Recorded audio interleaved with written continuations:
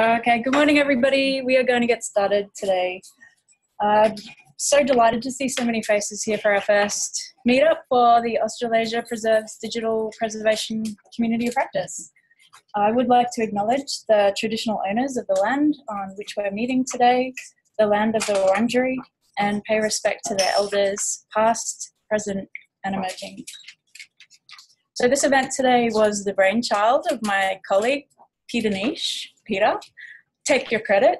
So the idea was to use our existing Australasia Preserves community of practice to bring together people working in digitisation, to get together, share knowledge, share pain points, share practices, share workflows. So great to see so many familiar faces, and hello everybody online. Great to see you all as well. A little bit of housekeeping from me straight up. Note about our code of conduct, which we encourage everyone to be familiar with. There is a link to the code of conduct on the slides there. Australasia Preserves, it's a really diverse community from a really wide range of different backgrounds. So we really ask that everybody brings a spirit of respect and friendly inquiry to all of our events. So if anyone in the room today has any concerns, please feel free to come to me or one of my colleagues, Peter, or Jean up the back. Can you put your hand up for everyone, Jean? Thank you. And for anybody online, if there's any concerns during the day, you can use the chat box to contact any of us directly. So on that note, online people, the chat box is your space. So get in there, introduce yourselves, get a sense of who else is here today. We have some ideas for the discussion in the second part of today's event. We're going to trial a bit of online breakout rooms so that people participating online can contribute to the stuff that we're doing in the afternoon. So we're really excited about seeing how that goes. We are using collaborative notes today. This is a really great record we find months after the event. If as many people as possible from the community can jump in there, document your thoughts, document your notes in that document. It's really valuable, especially also for people following later, trying to catch up on what we discussed here today. Wi-Fi is on the whiteboard with username and password. Hopefully that's working for everybody. Anyone who's active on social media, please use the hashtag #OzPreserves. That's up the top there on the slides as well. Bathrooms for those in the room. Keep on going right down that corridor you came in, past the entrance to the Bellevue Library. You'll see some lifts ahead of you, veer left, and you'll see a corridor with all the bathrooms. Any other questions, feel free to contact us during the event. The agenda today, so we're going to have a range of talks from people. First up, we're going to start with some, we're calling it case studies and cautionary tales. And then we'll move on to a whole bunch of lightning talks about current practice and current workflows and a bit of the discussion about issues people are facing. I forgot to introduce myself. My name is Jay Weatherburn, everybody. I work here at the University of Melbourne. I always forget to do that. Mental note to self. Silly. Okay, so after the lightning talks that we have, we'll have a break for morning tea. We have, it's actually our second birthday. It's the second birthday of our community of practice. And we have a cake because we always celebrate birthdays with cake. It's not here yet. It's going to make a special appearance right before morning tea. So sorry online people, no cake for you. But we'll share pictures. After morning tea, like I said, we're going to try a bit of discussion. For those in the room, we've got our tables set up really well. And for those online, we're going to try some breakout rooms. So hopefully lots of you can stick around for that. Okay, that's it. That's it for housekeeping. Without further ado, I am going to launch into a big hello to William Kilbride and Sharon McMeekin from the Digital Preservation Coalition. William is stepping in very last minute for Paul, unfortunately, who can't be with us. So thank you, William, for doing that very last minute. We are so delighted to have you here. So William is the Executive Director of the Digital Preservation Coalition, and Sharon McMeekin is the Head of Workforce Development. These two love digital preservation so much, they are staying up at silly o'clock at night to be here live with us today. So please welcome William first up, and then he'll throw to Sharon.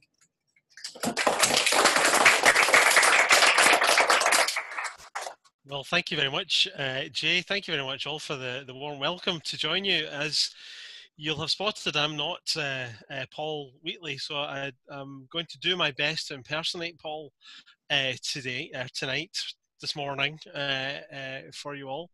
And really, I'll pass on very quickly then on to Sharon for some thoughts. Paul's shared his notes with me as well, though, and he promised he doesn't tend to speak long. He promised to be brief, but he also promised to be direct in his words. Jay asked Paul to open with some words that were provocative to encourage discussion.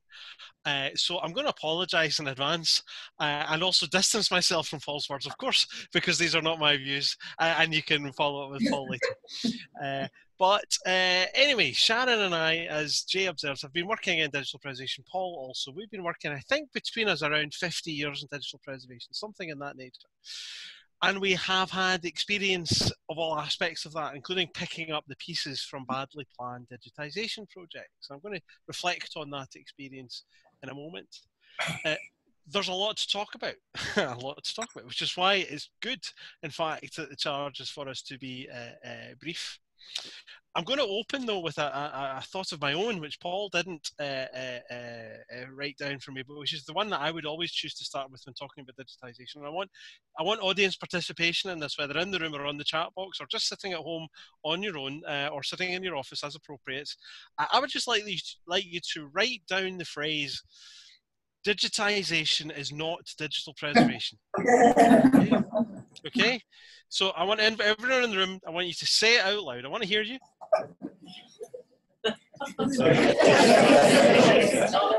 I can't hear you. You got to say it a bit louder. There's a long way away from Glasgow in Scotland. And you can put it in the chat box as well if you want. So that's a message, right? I know that's a silly thing to say, because you already know that, right? You know that is true. But I think we need to share our truths before we go further. And I think you have to get used to saying that out loud, because I think other people won't understand that, and we may need to repeat that phrase often and over again so that they do understand it.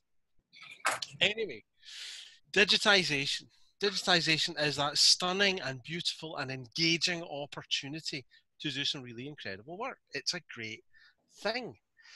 But much of it, I take the view, has happened without much of a thought of what will happen 6 months after the document has been removed from the scanner.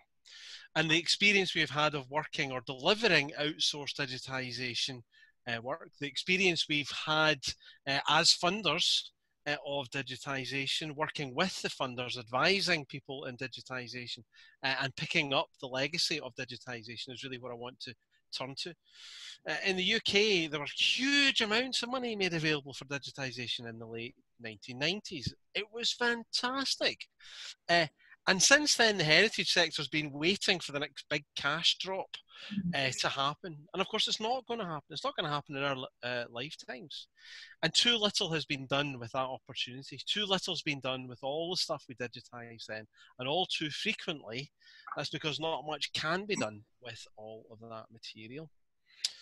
So, in what follows, names have been withheld. We will protect the innocent and the honest, as well as the guilty. But in fact, I guess everyone's guilty. And the stuff I'm going to describe happens all too easily in any kind of institution. So, I've got really 5 lessons to share with you. The first lesson is going to sound odd, but I'm going to suggest that for a lot of organisations, external funding for digitisation can be dangerous. Not that it's bad, but it can be dangerous. External funding is not for free, and it's not always obvious to the organisation that the digitisation effort will create a digital preservation derived demand. So the funding for digitisation doesn't come with no strings attached. Senior management may not understand this, and they will happily take on the funding without necessarily understanding the liabilities that arise as a result. Make no mistake, there is a sustainability overhead from digitisation funding. And of course, the more money that's available, the more likely that rules might get bent to obtain the money. Bespoke work is a special danger for digital preservation, because it means potential workflows are not quite as you would expect them to be. And Also, let's be honest, people that fund digitisation often don't understand digital preservation either, and they often don't fund it. And they certainly won't fund twice for the digitisation work that they've already paid for once. And of course, that's completely unfair. That's, however, the world I think that we too often find ourselves in. And I've got examples of those later if we can have time to discuss. The second lesson, actually stuff happens. Things go wrong. Software is a human project. It has bugs and mistakes. Networks go down. Storage fills up. People press the wrong button at the wrong time. And so in the context of a digitisation project, we have to expect those things to go wrong. We have to expect those errors to arise because that's how life is. Plan for it, however. Catch those mistakes. And that quality assurance role actually really, really matters. So does methodology and methodical working. So methodical working is going to be essential, which means thinking about workflows and process. The more effort goes into thinking about the process, the more likely the process is to succeed. Third observation is about the interface between the project and the institution. This is also incidentally why external funds seem to be dangerous. Let me give you an example. In one job, I got a massive telling off one morning when we failed to get the money that we had applied for from an external funder to do a big digitisation project. We got a massive telling off. In the afternoon of that very same day, I got hauled to a different level of management, the directorate, where we got an even bigger telling off for the grant that we did receive because we hadn't properly referenced the chief executive's approach to some particular issue. And it's that sort of institutional interface that seems to be a tripping hazard in digitisation. So how do projects get approved? Is there an approval process? Are we just chasing the money because we want the money? Or are we doing it for a strategic reasons? Are we presenting digitisation according to established guidelines? Or are we bending the rules in order that we can spend that extra money or cut corners so we can get more done? Who in the project, where is the legacy plan? Who's planning for sustainability? And embedded within that is a concern about digitisation guidelines. Where are the standards? Do we know the basic standards, the quality levels that we're content with, and the things we may need to do again? And of course, there's a counterpoint here. Firstly, what would happen for us to turn a project down? If there's an internal approvals process, have we ever turned down an opportunity for funding? Sometimes that might be wise. And another example I can think of, a massive digitisation project, which spent a huge amount of money, but was probably 2 years too soon because the technology moved on and they're left with what looks now like a kind of slightly ancient technology, when in fact it could have been really great had they simply waited. Also, approvals process implies to some extent an audit process. So are we actually properly going around and doing the quality assurance? Do we know the checksums are there? Have someone actually created and checked the checksums for each copy activity and so forth? Number 4, outsourcing. Okay, outsourcing is not free.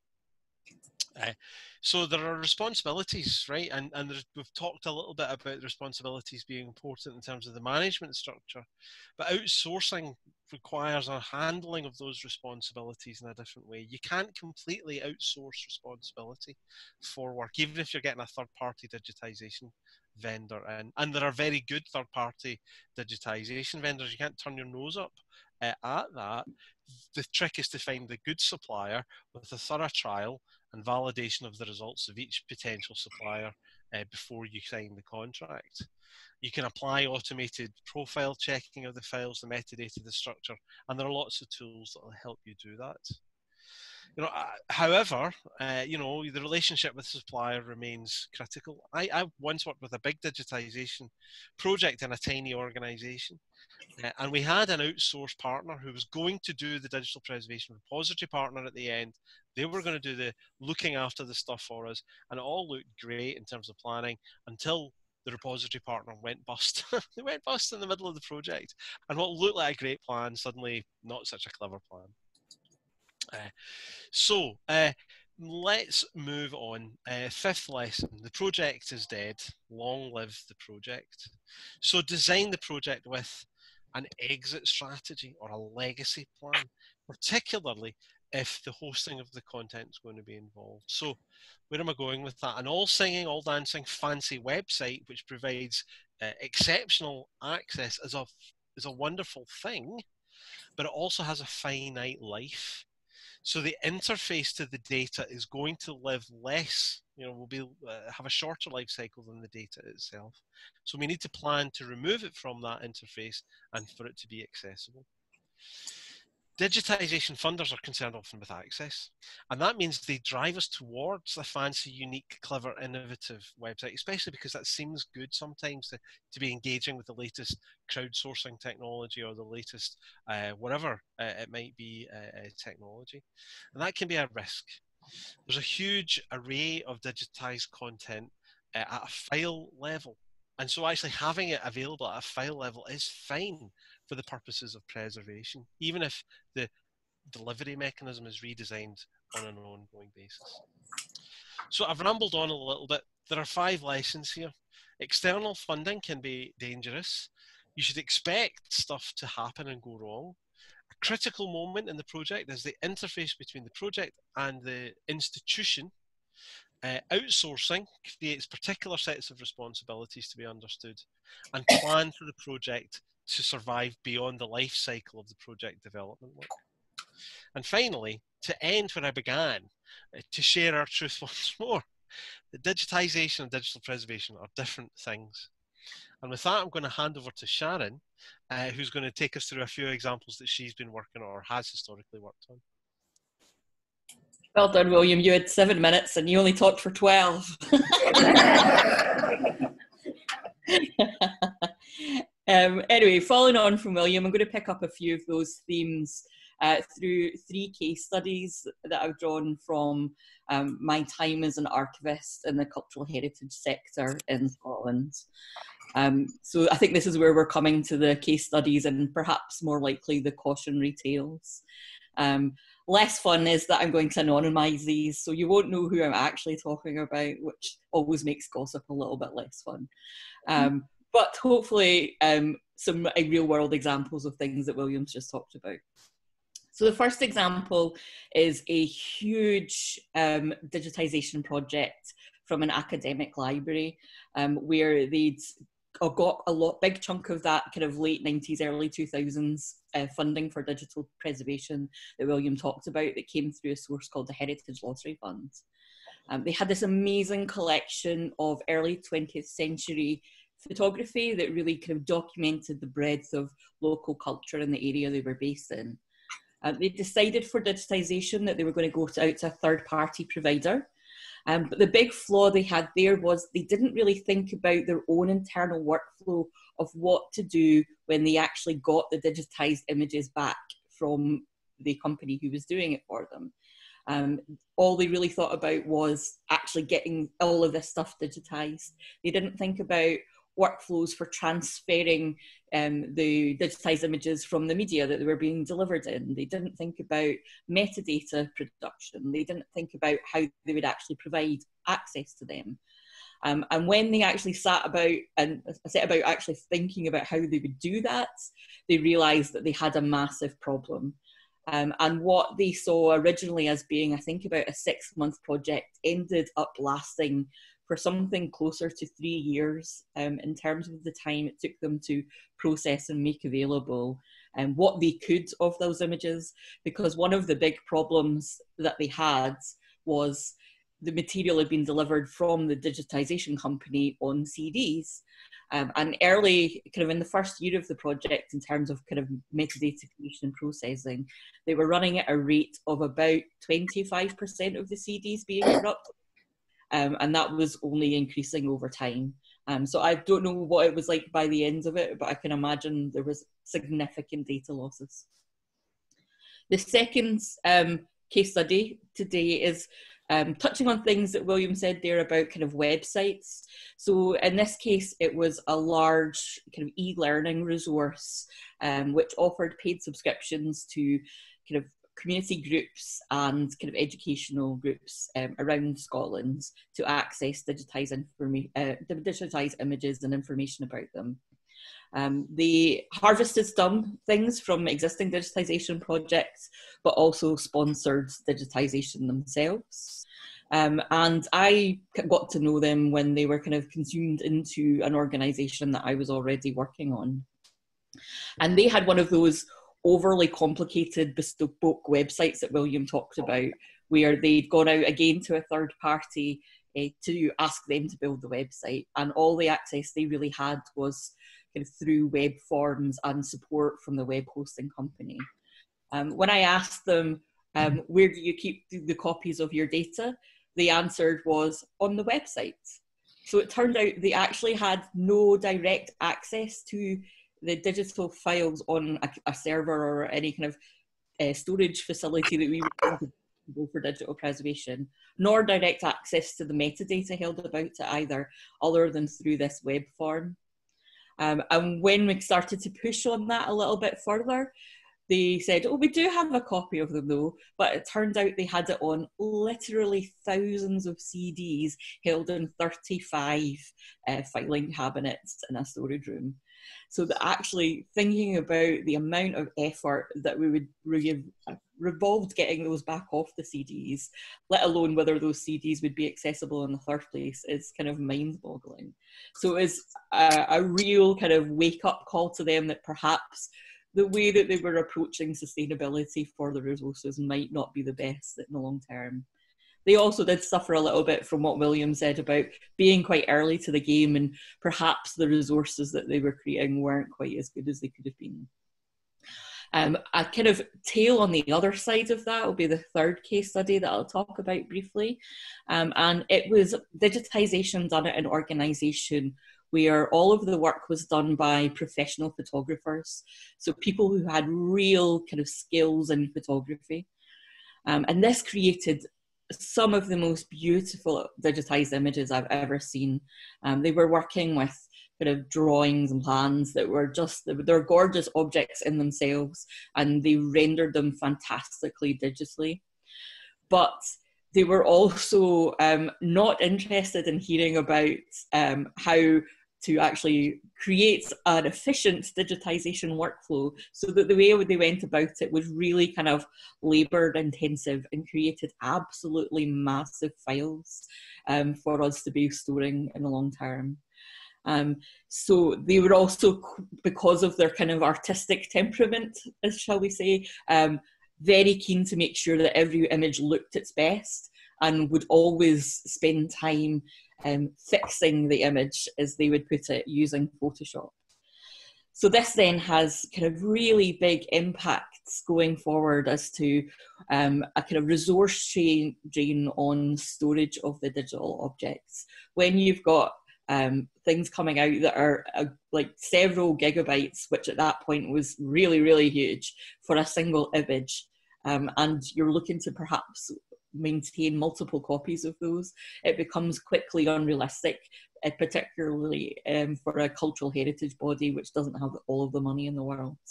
It also brings up real questions about the authenticity of these as copies of the digital objects that they were meant to represent, given the amount of kind of Photoshop manipulation that sometimes were going into that. So you need to really be thinking about digitisation processes and how much kind of human interaction you're having that might be changing the object itself. So those are three of the cautionary tales from the career of Sharon McMeekin. So I think now we're ready to hand over for a few minutes for questions. I think we maybe have got 2 minutes left. Nice one, Sharon. Thank you very much. So yeah, we have literally 5 minutes or just under for questions. If anyone wants to jump in, take advantage of these guys. Make them work. It's late at night. Let's see how they perform. Anyone want to jump in, or anybody online as well? I'll have a look and see if there's questions in here.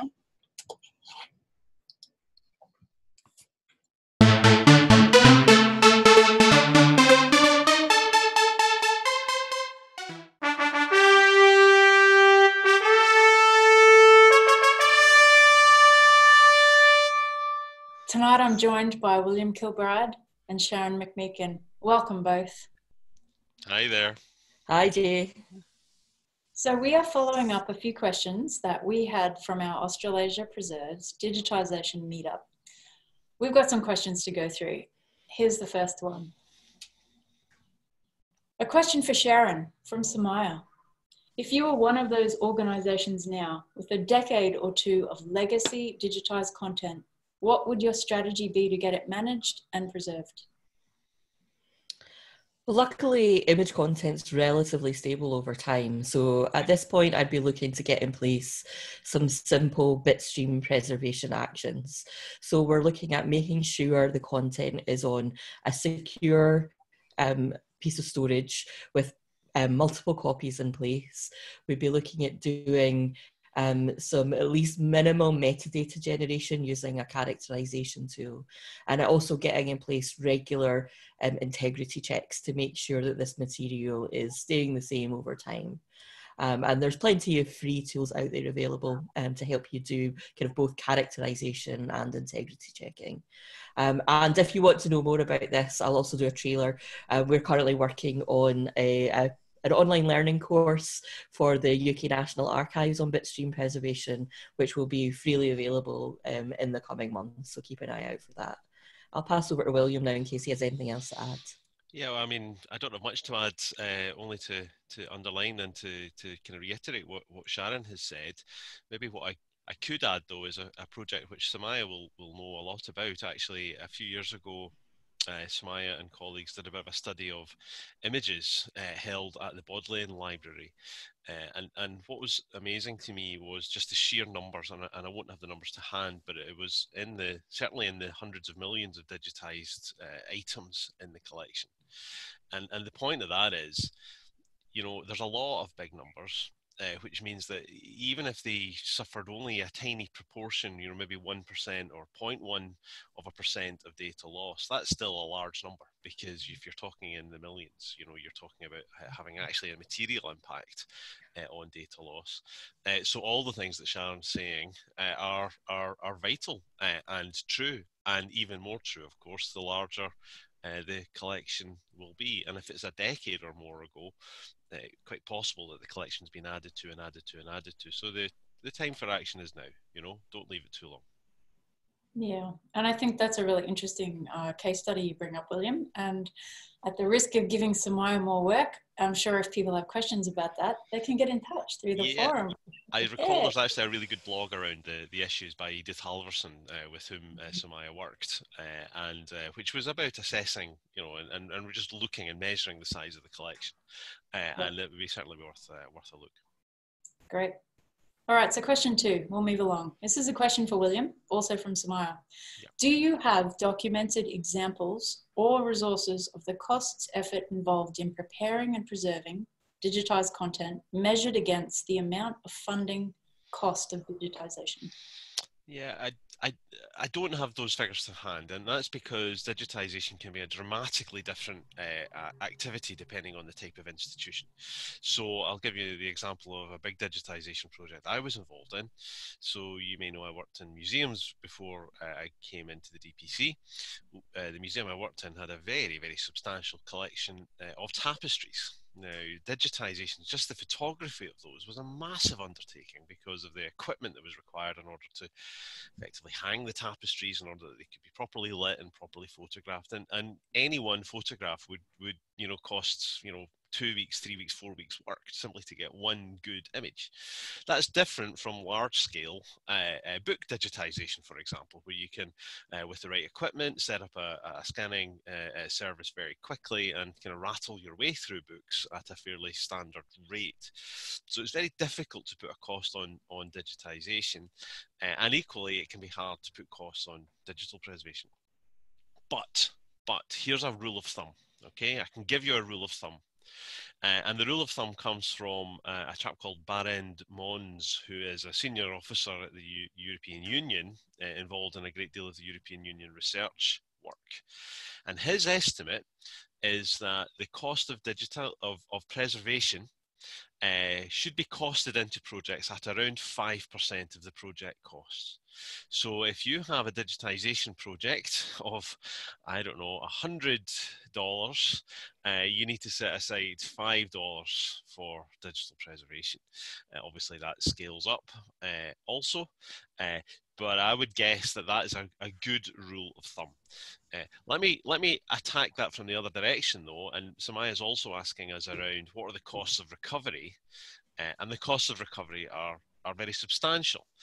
Some colleagues of mine at Glasgow University, actually in the late 90s, some time ago now, Anne Gow and Seamus Ross did a study on the economics of what they called digital archaeology, which is the cost of recovery from obsolete or degraded devices. Now, there's some myths here. Actually, almost all material could be recovered. The real issue is whether or not we can afford to recover it. And the very clear evidence is that by and large, digital archaeology is a unique and niche subject, which is going to cost an awful lot of money. And so can we really afford that? Well, I'd rather have the managed cost estimated at 5% than an unmanaged cost, which we simply can't anticipate early on. So that's my kind of instinctive responses. Sharon, you might have more up-to-date information. I realise I'm reaching back into the late 90s for my case study there. There's probably more recent stuff that you're familiar with though, perhaps, Sharon. No. I think that when we were preparing for actually joining this event, I had a look around to see if you could find any of those kind of costings or any reports on people who have had to retrieve material that had been lost. And to be honest, there wasn't really much information out there. So if anybody does have experience of that, I think the community really needs some case studies and would love to hear more. Yeah. This is one of those areas where the kind of the fail club model is actually very important, isn't it? Where we're able to share the mistakes that we've made, because there's very few places where you're able to share those in a professional context. There's very little drivers for that. So it's a call out for that as well, isn't it, Sharon? Yeah, definitely. Yeah, great tips and great call out, you two. I think we will move along. Another question for Sharon. This one's from Kyla. Regarding the third case study, if you can recall, I am put in mind of the recent alteration of the IWD photograph by the National Archives in the USA and your comments about authenticity. Should we be building this into our digital preservation ethics or making interventions, workflows visible? Yeah, I definitely think if you want to be able to prove authenticity, you should be building it into both of those things. It should be within your kind of ethical statement about how you're approaching digital preservation. And also, at the very least, you should be documenting internally what you've done to any terms of interventions in relation to digital photographs. And potentially, if they are substantial, you should be releasing that information out to your users as well. If there is any kind of real content change. I think ultimately, I would say that the smaller amount of intervention possible, the better. But yeah, if there is anything there, it should be well documented and kind of clear to anybody who's accessing those photos. William, anything to add on the back of that? Well, again, I think Sharon's on the money, as usual here. Maybe to observe perhaps that almost all digital preservation is some action of packing and unpacking, of copying and changing and replicating. And so almost every digital preservation workflow involves some threat to authenticity. And therefore, every digital preservation workflow has to embed some sort of authenticity plan. But that's really just to emphasize again what Sharon's already said. Yep, indeed. Thank you both.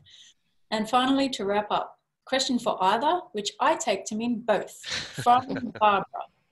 Great case studies of disasters. Is there any emerging costings from remediation of dodgy projects? Good fodder for getting management to understand that bad projects can be worse than no projects, etc. Yeah.